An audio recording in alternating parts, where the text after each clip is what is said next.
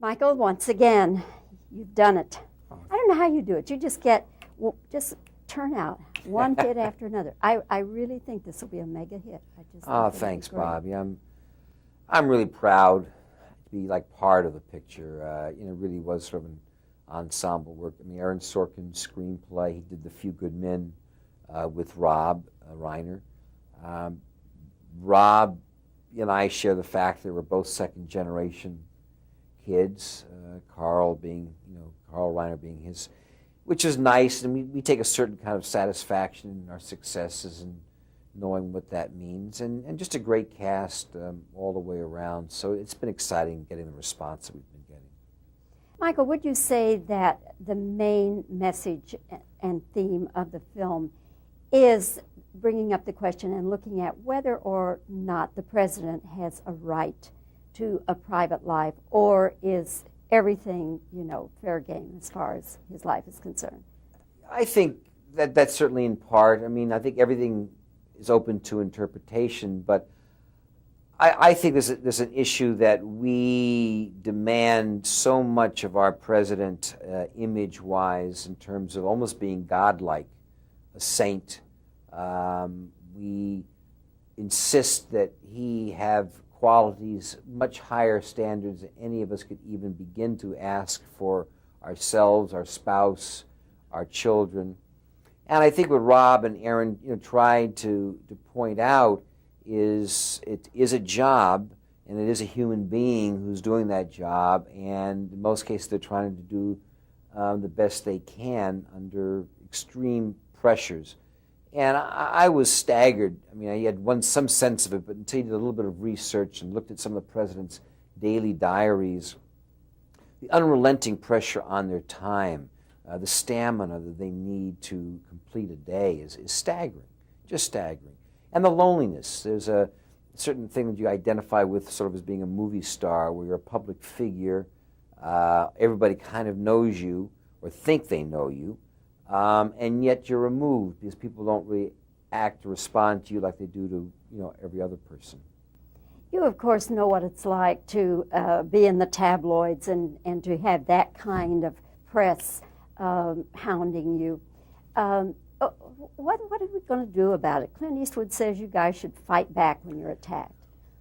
Well, I think so. But more importantly, I think just as we have been asked to look at the kind of movies that we're making, or the amount of violence on television, the profanity on television, the sex that exists, which I think is an issue. I've got a 17-year-old son I'm watching.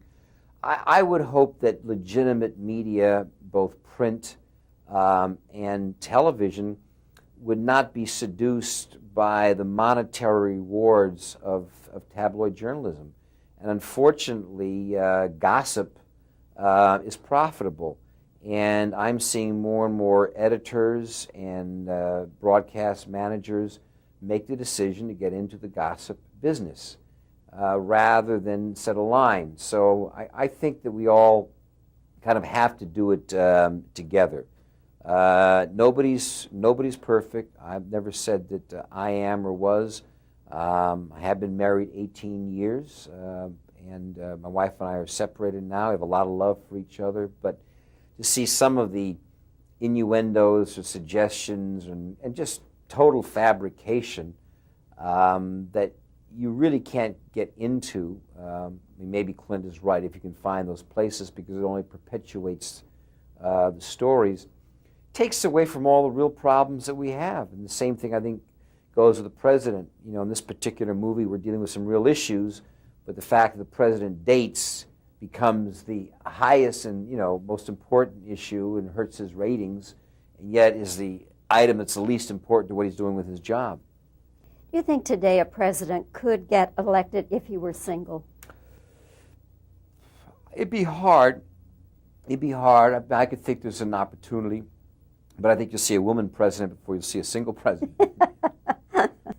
How does the presidential thing look to you at this time? Well, I don't really see a strong Republican candidate yet. If it's not broken, don't fix it. I personally feel that President Clinton's been doing a pretty darn good job economically, And otherwise, the country seems to be chugging along. It'll be interesting to see if Colin Powell enters the race or not.